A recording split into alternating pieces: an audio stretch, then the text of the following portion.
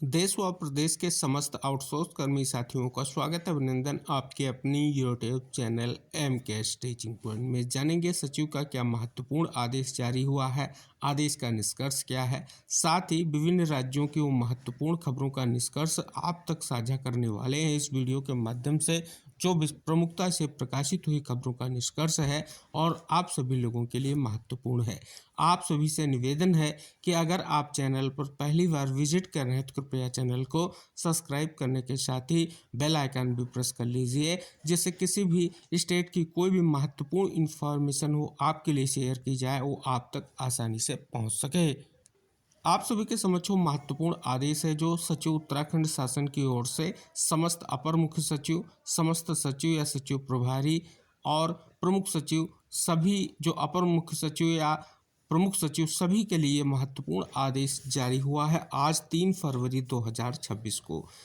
विषय है विभिन्न विभागों में उपनल के माध्यम से कार्ययोजित आउटसोर्स कर्मियों के संबंध में। महोदय, उपरोक्त विशेष जनहित याचिका संख्या 116/2018 में दिनांक 12/11/2018 को हुई सुनवाई में माननीय उत्तराखंड उच्च न्यायालय नैनीताल द्वारा निम्नवत अंतरिम आदेश पारित किए गए हैं। तो आदेश जो पारित हुए हैं उनका निष्कर्ष दिया गया है। साथ ही पॉइंट नंबर 2 में इंगित कराया गया है कि उक्त आदेश के अनुपालन हेतु उत्तराखंड उपनल कर्मचारी संघ द्वारा अवमानना याचिका 402/2024 योजित किया गया, जिसमें दिनांक 20/11/2025 की सुनवाई में माननीय उत्तराखंड उच्च न्यायालय नैनीताल द्वारा निम्नवत जो है आदेश दिए गए हैं, उस आदेश का निष्कर्ष स्पष्ट किया गया है। आदेश में अगर आप देखेंगे जो मैटर अब लिस्ट होगा वो 12/2/2026 को होगा। आगे पॉइंट नंबर 3 में इंगित कराया गया है कि इस संदर्भ में मुझे कहने का निर्देश हुआ है कि विषयगत प्रकरण पर शासन स्तर पर सम्यक विचारोपरांत माननीय उत्तराखंड उच्च न्यायालय द्वारा दिनांक 12/11/2018 को पारित उक्त आदेश के क्रम में निम्नानुसार आवश्यक कार्रवाई किए जाने का निर्णय लिया गया है। पॉइंट नंबर 1 में इंगित कराया गया है उपनल कार्मिक जो वर्तमान में जिस पद पर कार्यरत हैं को उस पद के सापेक्ष वेतनमान का न्यूनतम एवं महंगाई भत्ता प्रदान किए जाने हेतु माननीय उच्च न्यायालय नैनीताल द्वारा जनहित याचिका संख्या 116/2018 में पारित आदेश की तिथि 12/11/2018 को पात्रता की कट ऑफ डेट मानी जाएगी। पॉइंट नंबर 2 है राज्य की आर्थिक स्थिति को दृष्टिगत रखते उपनल के माध्यम से कार्यरत उपनल कर्मियों को चरणबद्ध रूप से पद के सापेक्ष वेतनमान के न्यूनतम व देय महंगाई भत्ता प्रदान किया जाएगा। पॉइंट नंबर 3 है संबंधित विभागों द्वारा पात्र कार्मिकों को निम्नलिखित तालिका के अनुसार उनके श्रेणी पद के वेतनमान के न्यूनतम व देय महंगाई भत्ता के योग के बराबर धनराशि नियत मानदेय के रूप में नियमानुसार अनुमान्य होगा। अकुशल के लिए अर्धकुशल, कुशल, उच्च कुशल अधिकारी ये यहाँ पर निष्कर्ष जो है दिया गया है। पॉइंट नंबर 4 में इंगित कराया गया है कि कार्मिक संबंधित पदों के लिए आवश्यक शैक्षिक अर्हता रखता हो, अन्यथा की स्थिति में उसे उसकी शैक्षिक अर्हता के अनुसार उपलब्ध समकक्ष पद के सापेक्ष कार्य करवाया जाए। अगला पॉइंट है कि संबंधित कार्मिक की परिस्थिति कार्मिक अनुभाग 2 के शासनादेश का उल्लेख किया गया है, उसके परिप्रेक्ष्य में बात की गई है। साथ ही पॉइंट नंबर 6 में इंगित कराया गया है कि संबंधित कार्मिक वर्तमान में जिस पद के सापेक्ष कार्य कर रहा है उसी पद के वेतनमान के आधार पर मानदेय निर्धारित किया जाएगा। साथ ही अगला पॉइंट देख सकते हैं, स्पष्ट किया गया कि यदि कोई कार्मिक स्वीकृत पद के बिना कार्य कर रहा है तो उसे समूह घ के वेतनमान का न्यूनतम या संवर्ग के प्रारंभिक पद के वेतनमान के न्यूनतम के आधार पर अन्य समकक्ष पद के सापेक्ष कार्य करवाया जाए। अगला पॉइंट है कि कार्मिक को संबंधित विभाग एवं संबंधित कार्मिक के मध्य अनुबंध के तहत मानदेय का भुगतान सीधे किया जाएगा। अगला पॉइंट है कि विभाग द्वारा पात्र उपनल कर्मियों की सूची तैयार की जाएगी। अगला पॉइंट है कि प्रथम चरण में उपनल द्वारा प्रायोजित ऐसे उपनल कर्मी जिनके पत्र संख्या दिनांक 25/11/2025 को 10 वर्ष की निरंतर सेवाएं पूर्ण कर ली गई हों। अगला पॉइंट ऐसे पद जिनके सापेक्ष उपरोक्त व्यवस्था के अनुसार उपनल कर्मियों को रखा जाएगा। अगला पॉइंट भविष्य में उपनल के माध्यम से मात्र राज्य सरकार द्वारा निर्धारित योजनाओं के अंतर्गत केवल भूतपूर्व सैनिकों के पुनर्वास संबंधी कार्य संपादित किए जाएंगे। फिर आगे इंगित कराया गया, अतः कृपया विभागों में उपनल के माध्यम से नियोजित कार्मिक के संदर्भ में उपरोक्तानुसार नियमानुसार समयबद्ध रूप से आवश्यक कार्रवाई संपन्न करने एवं कृत कार्रवाई से समय समय पर शासन को अवगत कराने का कष्ट करें। तो देख सकते हैं एक महत्वपूर्ण आदेश जारी हुआ है। आगे इंगित कराया गया, यह आदेश वित्त विभाग के ई ऑफिस के माध्यम से ई जनरेट संख्या में प्राप्त उनकी सहमति से जारी किए जा रहे हैं। तो यहाँ पर महत्वपूर्ण आदेश जारी हो चुका है।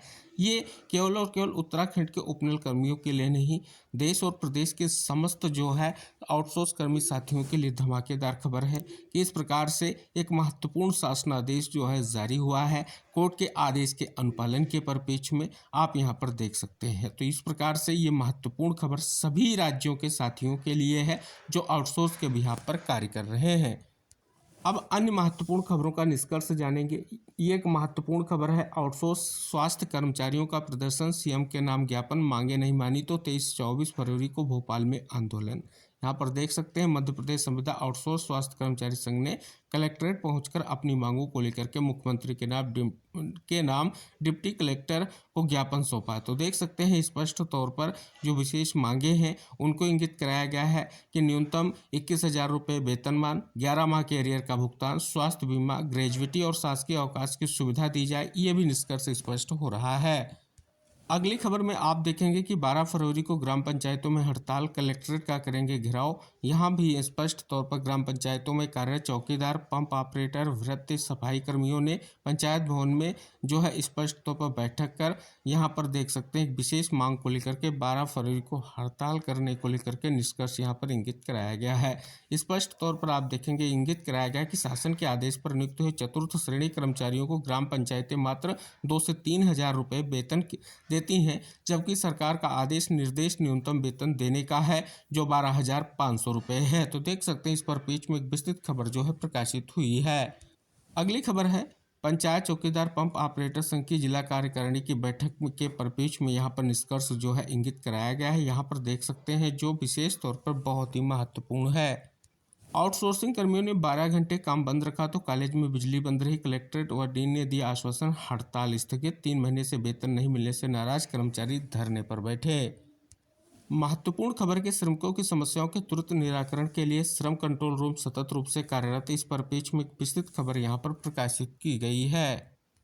अगली बड़ी खबर है कि कई मांगों को लेकर के रेलवे कर्मचारियों ने किया प्रदर्शन। रेलवे में खाली पड़े पदों को भरने सहित कई मांगों को लेकर के all India railway men's federation के आह्वान पर लखनऊ स्थित देश भर के कर्मचारियों ने सोमवार को सभाएं की और प्रदर्शन भी किया है।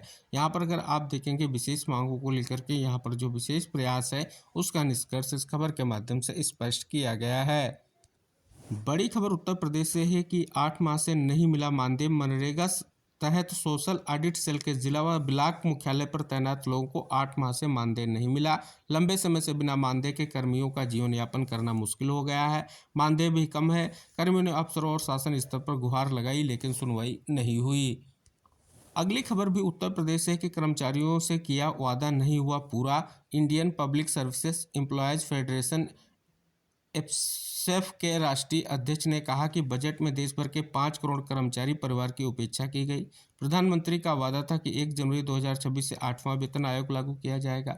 पेंशन से वांछित शुरू किया जाएगा। आउटसोर्स ठेका संविदा कर्मचारियों को न्यूनतम वेतन सहित सभी सुविधाएं देने का निर्णय लिया जाएगा। वादे के बाद से भी कहीं नहीं दिखी है। तो इस पर पेज में आप देख सकते हैं एक विशेष खबर प्रकाशित हुई है। अगली खबर शीघ्र शुरू हो एम्प्लॉयमेंट एंड इंडस्ट्रियल जोन। योगी उच्च स्तरीय बैठक में मुख्यमंत्री ने अधिकारियों को दिए निर्देश, प्रशिक्षण, स्वरोजगार, एमएसएमई और सेवा क्षेत्र के एक ही परिसर में जोड़ने की महत्वाकांक्षी योजना। अगली खबर श्रमिकों, पथ विक्रेताओं एवं लोक कलाकारों को मिलेगा लाभ। यहाँ पर देख सकते हैं मुख्यमंत्री विश्वकर्मा पेंशन योजना के तहत पेंशन के 4 फरवरी 2026 को यहाँ पर देख सकते हैं आवेदन शिविर आयोजित किया गया और इस पर पेज में विस्तृत खबर जो है यहाँ पर प्रकाशित की गई है।